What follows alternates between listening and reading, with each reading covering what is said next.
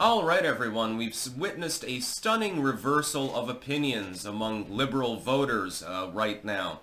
Food prices were not a big problem under Joe Biden. I mean, they were to the extent that it impacted certainly right-wing and independent voters and certain union libs. And so they said, well, the price of eggs is too damn high. And they are correct. The price is still rising, albeit more gradually now. That's because of Bidenflation. But they're not blaming Joe Biden. They're blaming Donald Trump. They're pretending that Donald Trump is responsible for the entirety of the economy when he's been in office for 9 days. This is surreal to me, almost. It's hysterical.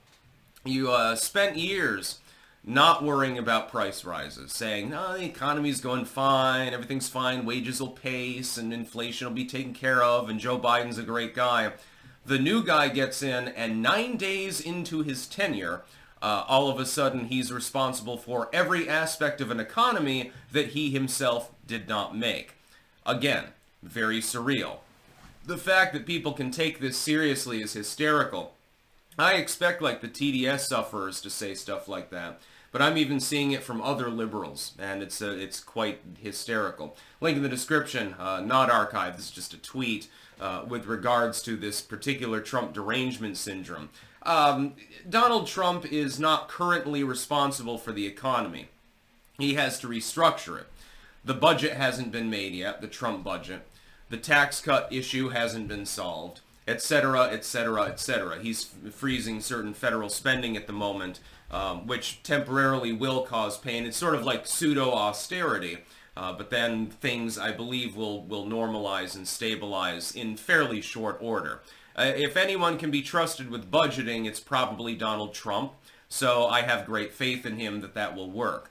They were also rambling about coffee prices, saying, oh my god, if Donald Trump puts a tariff on Colombia, our coffee will be more expensive. Oh shit, when I go to Starbucks next time, I might have to pay 30 extra cents for that overpriced latte. And I thought that was funny too, of course. The tariffs are on freeze as well because Colombia decided, wisely I believe, to cooperate with the current administration. Now, Donald Trump is not responsible for the fact that your eggs cost more. I can remember when eggs were exceptionally cheap back in the day. That was before Bidenomics.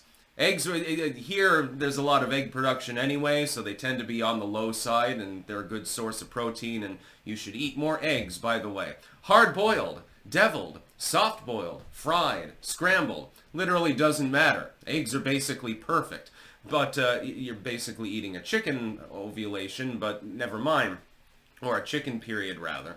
But that's fine. It's a good source of protein, and they're tasty, and they go in pretty much everything.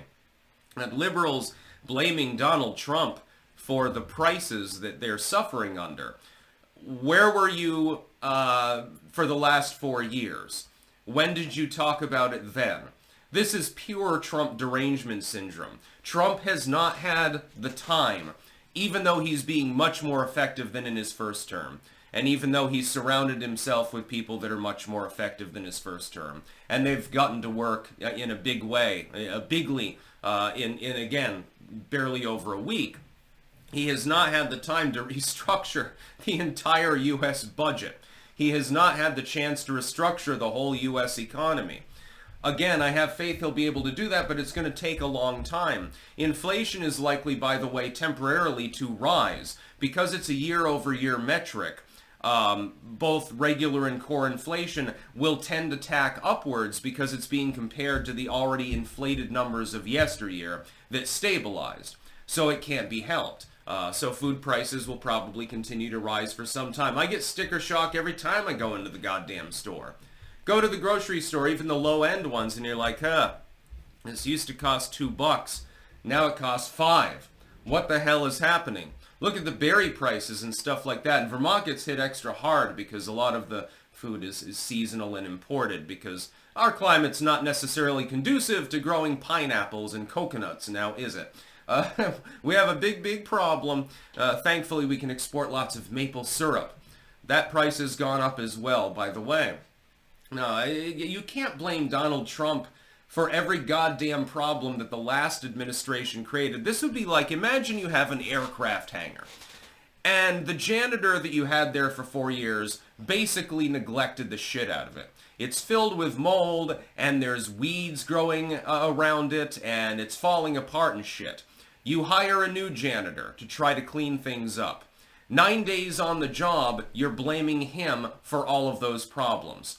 Well, he's only begun the cleanup. There's no way you're going to clean out the whole hangar in that period of time. It's not physically possible.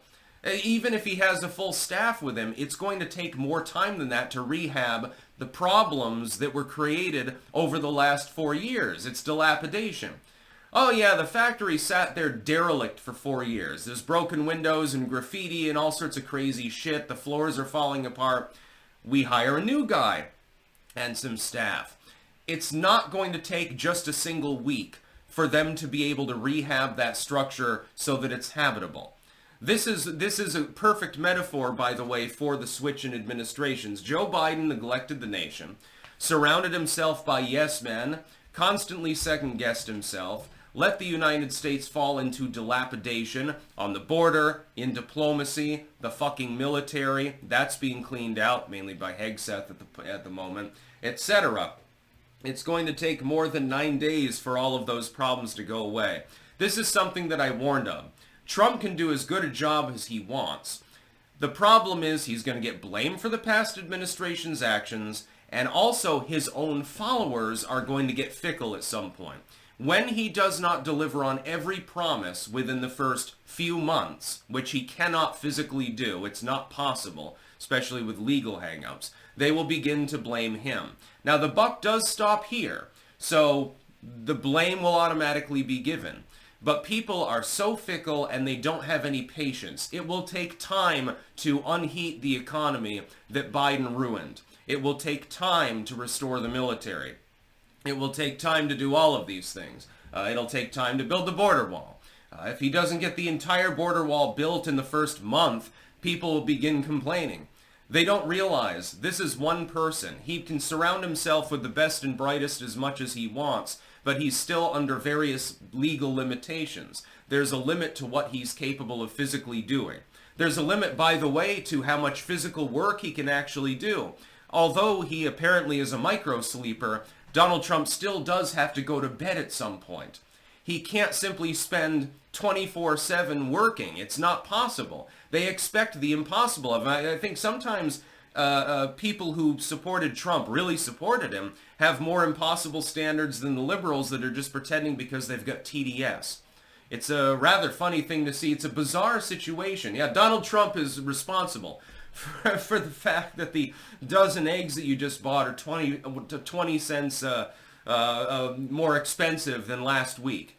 Now, it's not Trump's economy yet. He hasn't built the economy yet. He's trying. He's going through the many legal hurdles to try to get that done. He can't do everything under the sun at exactly the same time. It's physically impossible. Pure TDS. That's about all. Peace out.